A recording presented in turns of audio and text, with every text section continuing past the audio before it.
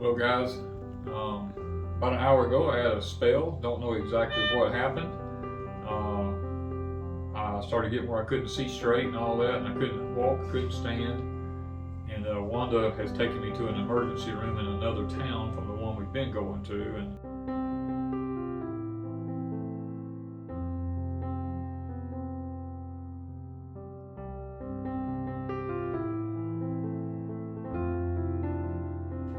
well guys, I'm back from the stress test. Of course they don't tell you anything.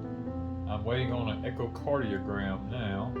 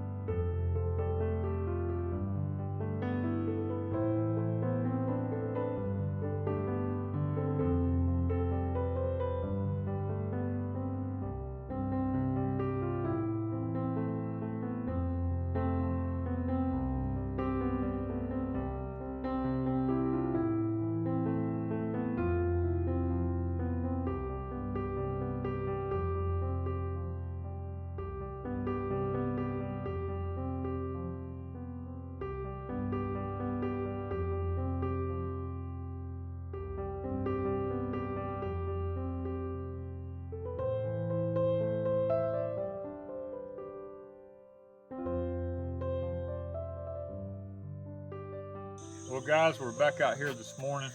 Sun hadn't even come up yet. Checking on the Hopi corn because we had a problem. Some of the seeds rotted. Then we had animals come in and dig up and pull off some of the corn stalks and dig them up and eat the seeds that was under there.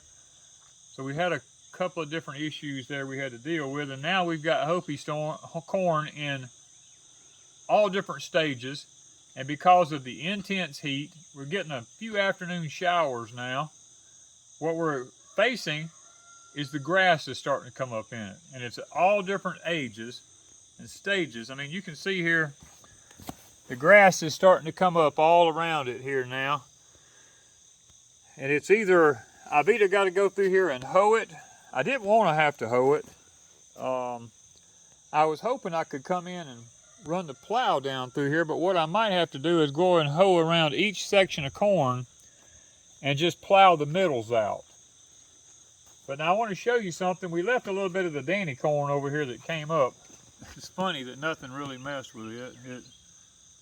It's doing probably better than I hope he is, to be honest with you. It looks better, looks more healthy. But then we have right here beside it, it's too wet now, and the peas are up to where they're needing to be plowed. And of course there's no grass in them because I planted them a lot later than I did the Hopi, and the grass just hasn't had a chance to come up yet. But you see the peas, every space that Miss Wanda put them down through here with the planter little system, they've all come up in the whole garden. But we had rain. I wasn't here yesterday. I was in the hospital all day yesterday, but my granddaughter was here and she said it rained most of the day. So I can't get in here to do any kind of plowing, and I don't want the peas to get ahead of me. So guys, what we did was we came in, we have some Agra fabric, the frost blanket cover stuff you put over your plants to keep it from getting cold, and we cut off some little pieces of it and we've tied it all through the garden here. And when the wind comes along, it actually picks it up and it kind of blows it, and it moves. It's really light. It's kind of like wetting tool. It's really light stuff, and it has kept the crows away. It's kept the squirrels out and everything from messing with the Hopi corn. We probably should have done this to start with and we'd have been a lot better off. But we did have a lot of the seeds that rotted, and we had to come back and plant anyway. But this is kind of the deterrent that we're using here to try to keep the creatures from coming in here and messing with anything. Now, I'm probably going to take some more tomato cages and stick them around through the peas and put some more of this on it to keep the deer out. Because we do have a little bit of a breeze blowing this morning, believe it or not. We got some heavy thunderstorms supposed to be moving in here in a little while. And I'm going to probably place these around to hopefully keep the deer from coming to the peas. Now we have bone sauce, and we haven't had any deer yet. Miss Wanda has, she's gone happy with the bone sauce. She has it everywhere. I mean, our front garden up there, our peas are immaculate. While I'm waiting on the sun to come up, I have a project here I want to do this morning. But while I'm waiting on the sun to come up and get a little bit lighter, let's run and look at those peas in the front and kind of take a look at them and see what you think about them. Well, guys, we're back up here to Miss Wanda's Red Ripper peas. And just like I suspected, with me being in the hospital for 2 days there, we weren't here to take care of everything. And I want you to look at this. They're taking over. Miss Wanda's been coming in here every day, kind of rerouting them so that they don't get out of control. And guys, I mean, look down through here. They're doing just what I said. They're crossing over. It's going to become like a giant spider web, and you're not going to be able to harvest anything out of the inside of it. It's going to be like a tunnel in here. We're going to need a grandkid crawling through picking peas. We're going to have to have a grandkid crawling through here. I can tell that already. And there's no telling where all these are going to go. But you know what? They're beautiful. They're probably some of the prettiest peas we've had. Now, I don't know if any of them's blooming yet. Yes, I found a bloom, but I don't know where it was at a couple of days ago. So we had a little bit of problem with some aphids to start with, but Miss Wanda came down through here with some good old dishwashing soap and water mixed up together, and boy, she went to work on them. And it looks like they've done a good job at taking care of them, because I don't see any this morning. Look at there. Oh, there's a little bloom starting up in there. Yeah. I know they're there. They're there. It's just, these things are matted in here, and I knew this was coming. Yeah. Oh, here's a pea right here. Look at this. See? Our little red rippers are starting. Yay! Look at that. And they're probably in here everywhere. It's just that we're really early this morning. It's only, I mean, guys, look. This is the time of the morning we're out. 6:12. You Yeah. see? Sun ain't up yet. It's it ain't coming even up. started coming up yet. But isn't this pretty? If nothing else, I got some pretty vines. You got some pretty vines. I mean, I can see where grasshoppers has been on them, but deer hadn't been in them deer yet. hadn't been in here Thank yet. you, Billy, and his bone saws. Yeah, Miss Wanda's got that stuff everywhere. And then I put up the ribbons, and I've got the solar lights everywhere. I mean, So far, it's protected our sweet potatoes. I've been trying to protect everything up here. Look how the okra is starting to come out. I got it started out from the ground down here. Look at this. Boy, it is leafing out and branching out everywhere. I can tell you in the next few weeks, we're going to have us some okra. And the ones I've left to go to seed, they're doing, oh, that's got to come off of there. I got to go get my thing and pick okra anyway. But the okra's doing amazing. Oh, okra's doing amazing. You wouldn't have thought it after that drought. Yeah. It knocked it back really hard, and it did the sweet potatoes also. Yeah, they were droopy every day, but look at them. Look at them now. That's probably one of the prettiest patches of sweet potatoes we've had. Maybe the drought did them some good. I mean, who knows? 3 weeks, we're going to be checking them again. Yeah, if everything goes right, we're just going to leave them. I mean, all they're going to do is just get bigger and better, I hope, if insects don't, and rodents don't get to them. So far, guys, this is an amazing, it's just one of 3 patches of sweet potatoes we have. And I know a lot of people go, oh my word, that's a lot of sweet potatoes, but you got to realize, we plant this much every year and we run out every year. So we like sweet potatoes. We eat sweet potatoes every day of our life, you know. Let's go look at the 3rd patch. Well, first of all, I got to pick the okra here. All right, go for it. Well, guys, I'm out here this morning working in the garden, and I look up and the maples are starting to turn red. That's about 4 weeks early for us. I mean, that's amazing that the red maples are already starting to turn color on their leaves up in the trees up here.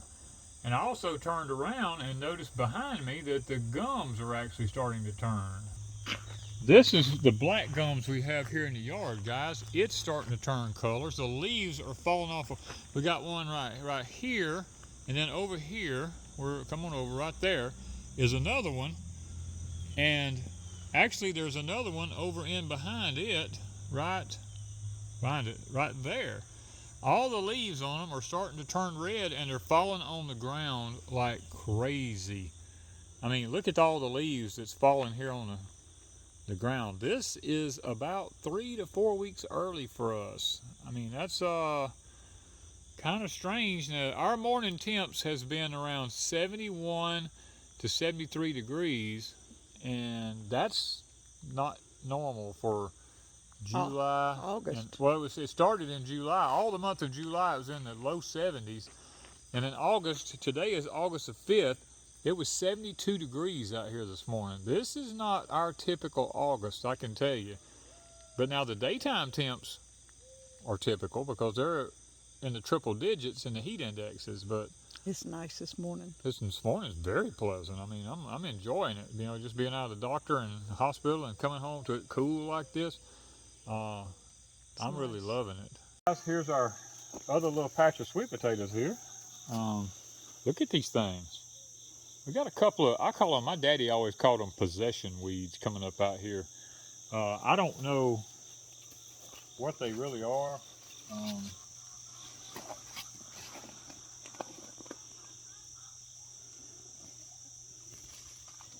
Some people call them pigweed. My daddy always called them possession weeds because they'll possess a place, and when they get going, you can't hardly pull them up out of the ground. If that ground's dry, you're not going to pull them up because they got a, look at that tap root system. Our soil is so rich and so deep and it's soft and everything that it's easy to pull them up, but these things will get head high. But there's a few of them sticking up out in there, and I'm trying not to mess up the vines by stepping on them. I just let them go right now because we're not that far away from being able to harvest, because I must be honest with you guys, I'm not wanting to harvest them right now. They're too pretty.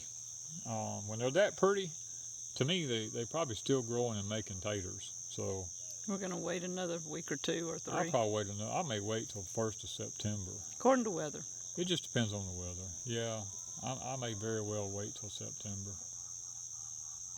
Well, we're here down to our muscadines, our Scuppanongs. We have muscadines and Scuppanongs. These are Scuppanongs, but checking them again. Checking them again. Not many of them were right the other day, but look, oh my goodness. Look at this. It's getting there. It ain't quite there yet. Look at that one. There's another one. Look at it. Look at them. They're starting to turn. You see, they're green on most of it, but they're starting to get that champagne color. Yeah, that bronze. These are the bronze ones. See if we see. Are loaded. Look at this. I mean, you can see I them cut them back to where hanging everywhere. They'll actually grow, and I want you to look at them things in there. They are just everywhere. One right here trying to turn a little bit. It's amazing. Here's some more trying to turn right here. Probably within another week. We should be harvesting See quite them? a few. That right there. We should be starting to harvest. Cause see them up under there? Oh, I see a little one. Oh yeah, you're gonna get that one, ain't you? Look at that. They should be a kind of a champagne-y color. There ain't nothing better than these Scuppanongs. They have a better taste than the muscadines, oh, yeah, actually. they taste a lot better than the muscadines do. Yeah, we got a lot of different age groups on here because the freeze this spring, they started blooming and the freeze knocked them back, and then they, you know, some of them made, some of them didn't, and some new ones came on later. And guys, I mean, you just have to look at them. I mean, they're under every leaf. They're everywhere. And this thing's over 100 feet long. So hopefully, if everything leaves them alone, we'll be all right, you know. And man, I want to show y'all the difference in how I do my fruit trees. Everybody keeps saying mulch, mulch, mulch. Well, I'm going to show you my technique in the Deep South that I've learned that really works well, and it does a better job. It has more to do with the Jadam method than anything else. We're going to take a look at one down here, and then we're going to go look at some of the other ones that I did not do this technique on, because I'm an experimental kind of person. I want to see what works, what, you know, two things against one another, and I'm going to show you the results of both of them. Well, guys, right here we have one of our, let me make sure I get the variety right. It's the June Gold Peach. It's supposed to be a heat-tolerant peach tree. I want you to look at the size of this peach tree. Now, I'm 6 foot 2 inches, 3 inches tall. This is tall as I am. New growth. New growth everywhere. Tree's beautiful. Got the shape started that I want. What I do is normally I don't mow around the bottom of the tree, because according to the Jadam method, grass, if left natural, makes a better mulch. It controls the temperature of the soil around this here. It holds moisture better. And then when I mow this other grass, I blow all the clippings over in on top of it. And it actually fertilizes the grass that's already here, fertilizes the tree. I did not water this tree at all this year. I have not done anything to this tree other than use this method around this peach tree. Throughout the drought and everything, I did nothing to this tree. I did not water it during the drought. I did not do anything. And I want you to look at it, at how pretty and how well it has held up by not mowing the grass around it. Now we're going to go over on the hill and I'm going to show you some peach trees that I mowed around, and we're going to look at the difference between not mowing versus mowing. Alright guys, I want to show you this peach trees right here. I planted all these peaches exactly the same day. They was in the same group that I bought. Different methods of taking care of them. Now look at this one. This is a June Gold right here. Yep. Look at this little old tree. This is all the new growth that it has. Look at this. And I watered these during the drought. These were watered. And look at this. This is one I mowed around. I kept it mowed clean around it. Some more right here. Look at these. Look at this. This little old tree ain't no taller than this. This tree has no new growth. It's exactly the same size it was the day I planted it. Here's another June Gold right here. Matter of fact, some of the top of this one has started dying. It's dead. And it's a June Gold. We can see right there. It has a little bit of new growth now, but you know what? After seeing what I saw over there, I started letting the grass start grow around this one here. And I've let the grass start growing around this one here. And that one there. All my trees on this hillside, I've let the grass start growing around them again. And by doing that, I'm going to start mowing out here, throwing all the clippings toward it. And I'm not going to cut the grass around the bottom of the trees.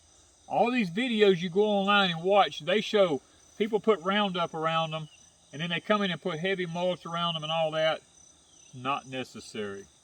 I have proven here on my place that by using that technique over yonder, it works. Now, you can look at the Chinese sawtooth oaks right there. Since I started not mowing around them, look at the new growth coming out on them. I quit cutting the grass up around them and started blowing the grass to them this past week. Look at them. They're already starting to put new growth on. This old peach tree of mine here that's just about, this is the one we harvest so many peaches off of. I didn't mow right around the bottom of it either. I left the grass growing around it, and it is pulling out of, every leaf on it was starting to turn red and orange, ready to fall off of it. And right now it looks like that it might be ready to start pulling out, putting on some new growth on it. Guys, the drought had caused every leaf on these trees here. This is that Asian Orient pear. It's the PEA HOS pear. Subscriber sent these to us. There's 3 of them here. Every one of them had some pears on them. Every one of them, the pears fell off. Every one of them lost all their leaves. We actually thought they had died in the drought. But they're starting to come back out now. They're starting to put on some new leaves. And we did lose a couple limbs. Here's one here that's died. I'm going to have to trim it back and get the dead off of it, but it did die. Yeah, see, it was completely dead.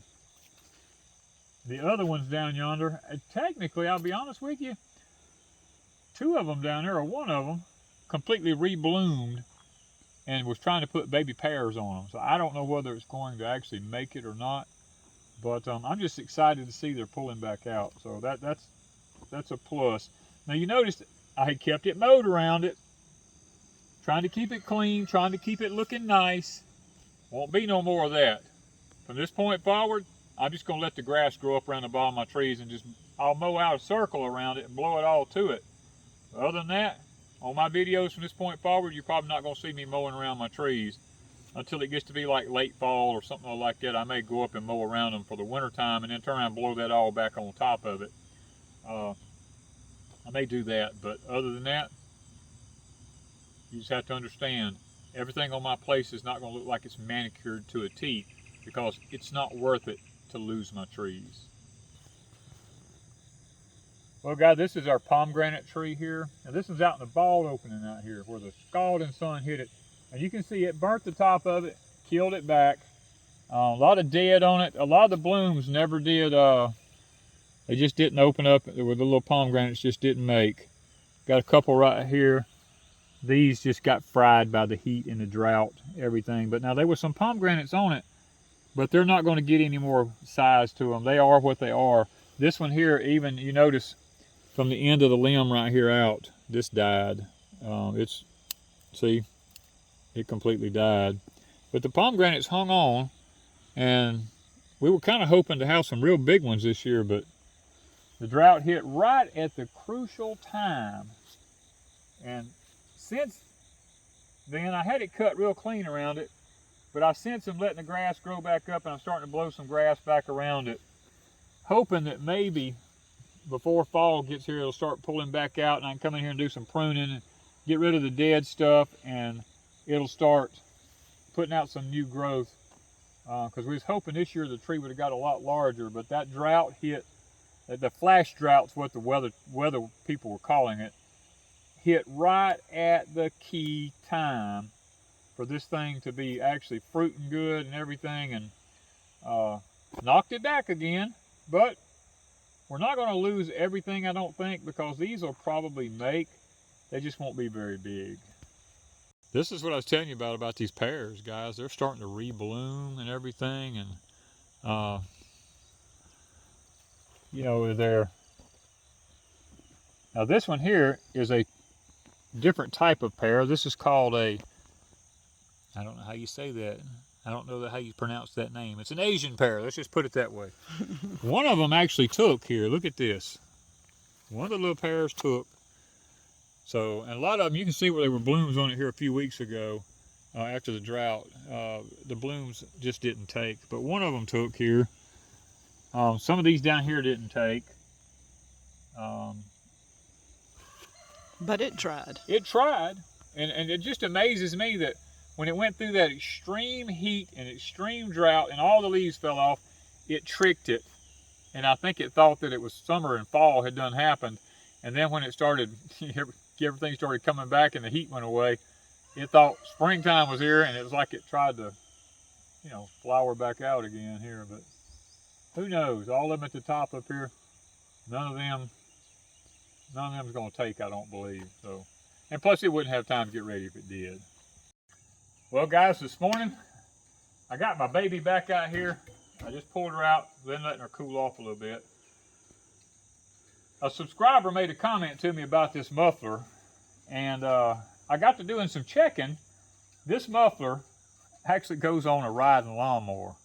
The man I got this tractor from had put this on here, and he must have just bought it locally. And what's happening is this muffler is not letting my engine breathe properly like it needs to breathe. So I went, you know me, I wanted as close to original as I can get. And I went and ordered the right muffler to go on it. And we're going to today take this off, and we're going to see if we can't mount the new muffler on it and make it like it's supposed to be. Let's see if we can get this thing to turn. Hopefully the tractor being new, I can get all this off of here because I put it all on new. Well, I didn't. The gentleman I bought it from did. Let me say that. Just didn't want to mess the paint up on the hood or anything. Now I've done some checking. This is the right size pipe coming out of the manifold. It's exactly right. It's a galvanized pipe because we don't want one that would rust. Now technically you would be cutting these threads off, but if I do that, that means I got to go buy a new pipe and all that. And this is a galvanized one. I think it'll all work out all right. But this is not the muffler. I mean, this guy, he's an old gentleman. He just did what he thought was right. I mean, he just. So I have went and ordered a stainless, the original International Harvester. Now I could have got this in a plain old just regular pipe, but I wanted stainless. And it said that this was supposed to fit right over that, just like that. Now, supposedly this is one of the original clamp systems that goes with that.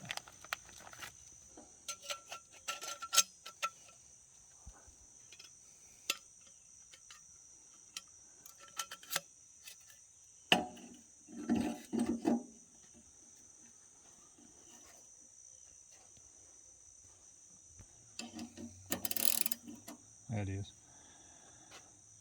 Okay, guys, we got the muffler. I'm gonna turn the I-8 emblem out to the side out here where you can see it from the side of the tractor. And I ordered a stainless clamp to go on it also here, and I want it to where it's not rubbing on the paint job. So we're gonna put this thing like right there.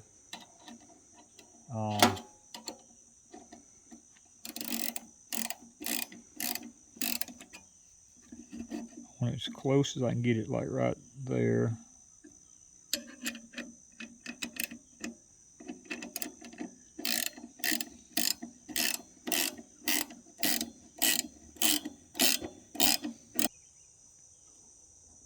Maybe that's it. Okay. Okay, guys, I also ordered a new stainless flapper top to go on this. I'm all about stainless. I mean, I know the original probably wasn't stainless. I'm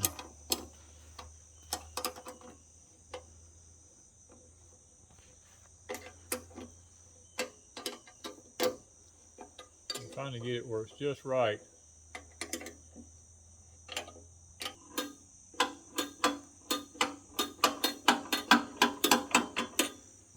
I may have this bolt too tight because I'm just looking. See how that's? I may have it a touch. You know me. I tighten things tighter than I'm supposed to.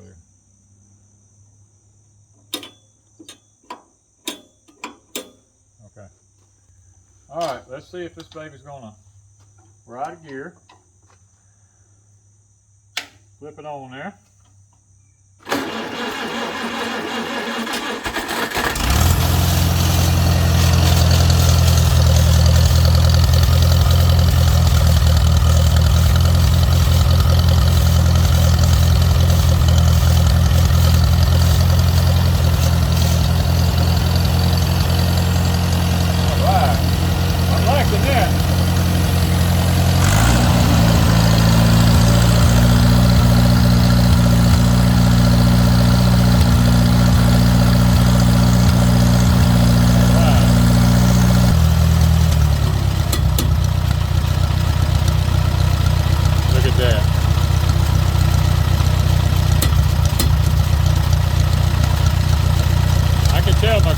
Needs just a touch of adjustment to it, because I can see it pop every so often like that, but that's no big deal. I can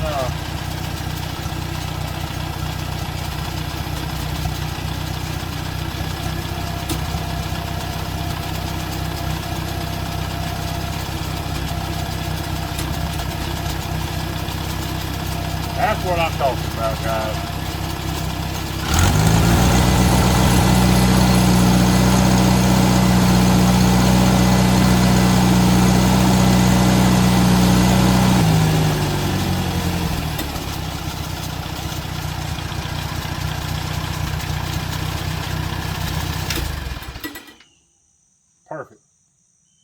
what the little cub's been needing. All this time was to be finished out and to have a nice little chrome stack stuck up on it. And guys, she's coming together. I've got a few more little things I'm going to be doing to her in the future. Got a spindle right here that's somebody welded it. I can't, the bushing's going bad in the bottom of it. I can't replace it. I'm going to have to cut this off and get a new spindle to go in it. Other than that, I think I'm about to get there with it. I'm gonna repaint. I'm gonna repaint all this. I went and got the blue color that the cub had, and I'm gonna go ahead and repaint all this stuff back to blue color. It's gonna take me probably over winter to do all this kind of projects and stuff like that.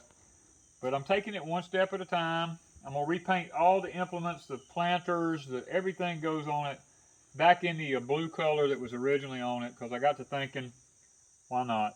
If I want it to look like it's supposed to look, why not?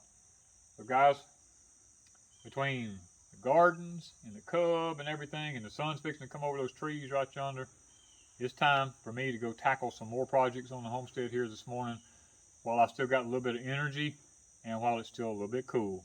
Thank you guys from Deep South Homestead.